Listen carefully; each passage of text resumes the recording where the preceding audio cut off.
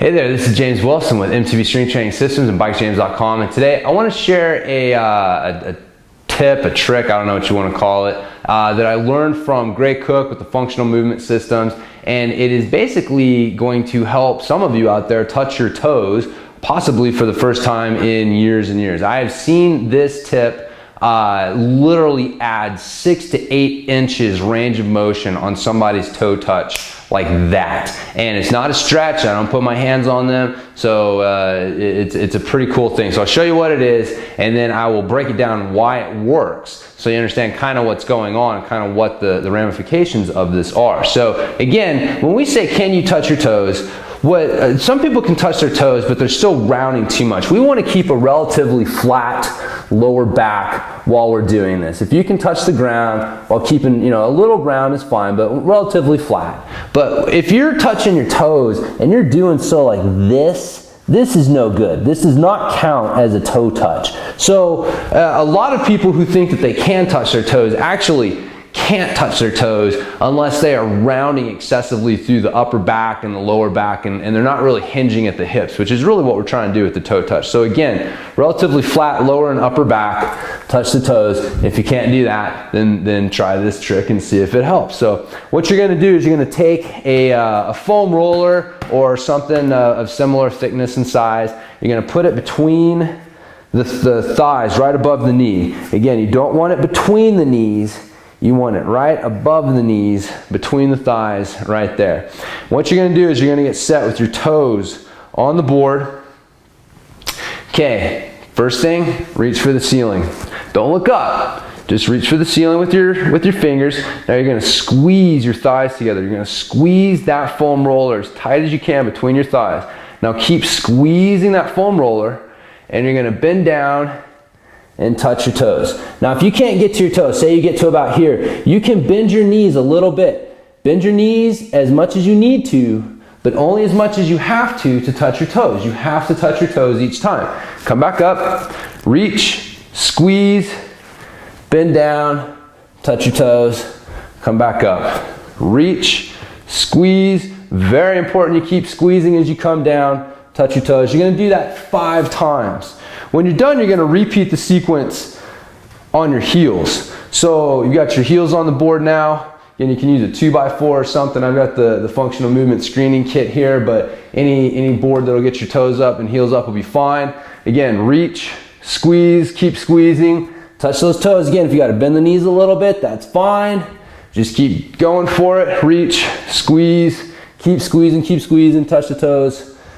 Do it 5 more times. And then when you're done, put it down, come back, try to keep the flat upper and lower back. And you can see I even gained a little bit of range of motion from doing that. So again, some of you are going to find that you haven't been able to touch your toes in a long time, and all of a sudden you can. Now it's not going to stick, it's not like you're going to wake up tomorrow morning and still be able to touch your toes. And here's why. You notice we didn't stretch anything.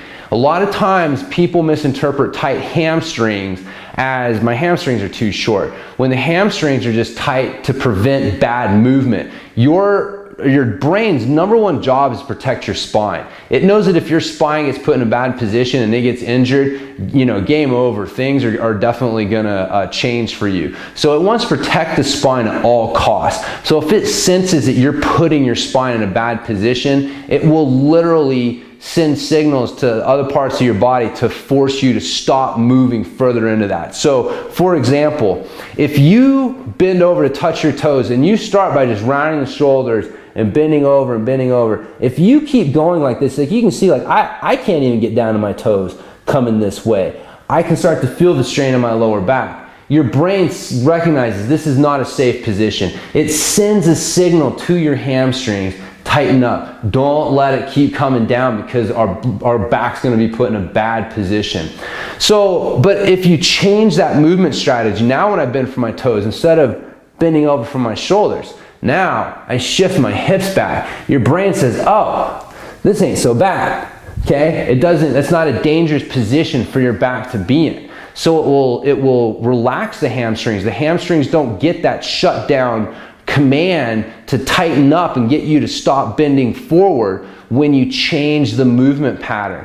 So the implications of this are that one, you can touch your toes if you haven't been able to for quite some time. It's not just doing more hamstring stretches. In fact, it really kind of points to the underlying movement issues that are really at the root of most people's mobility problems. Where you feel tight is probably not just as simple as stretching that area and getting that muscle to lengthen. As long as you have a bad movement pattern, as long as you continue to bend forward like this, you can stretch your hamstrings all day long and they will not lengthen in the way that you want them to allow you to move differently and come down. You have to change the movement pattern itself in order to affect those changes. And then you have to keep patterning that. So now, you do that. Now when you do your deadlifts, you do your exercises, you bend down to pick something up, you don't bend down like this. You make sure that you're pushing the butt back, you're keeping the neutral spine.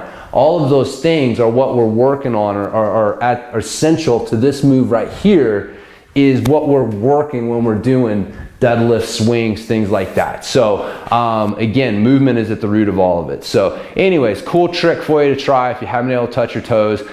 Give it a shot. Gray jokes about being able to win beers at bars with this trick, betting people a beer that he can get them to touch their toes. So if you get any beers, I guess you owe me like 10% or something for turning you on to it. But anyways, just kidding. So hopefully this tip has helped you out. Really, I've seen some riders, their face light up when they realize, like, oh, I can move differently, and you start to feel lower back pain go away as well when you start to move differently from the hips. So something else to keep in mind. But anyways, once again, it's been James Wilson with MTB Strength Training Systems. You can check me out on the web, bikejames.com, and hopefully you guys have enjoyed this bit of a rambling tip, but I will talk to you next time.